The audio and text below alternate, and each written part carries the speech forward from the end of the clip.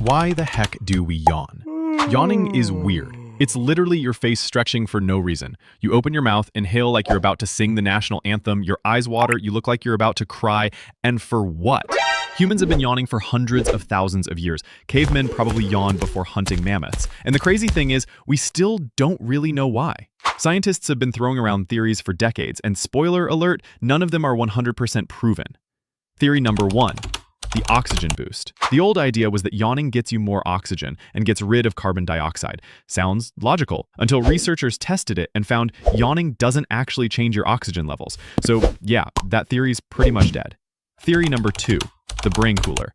This one says your brain overheats like a sweaty gaming laptop, and yawning is your body's way of cooling it down. When you stretch your jaw and take a deep breath, cooler blood flows to your head and air movement in your sinuses chills your brain. Studies even show people yawn more in warm rooms than in cold rooms, so this one might actually be legit. Theory number 3, social glue.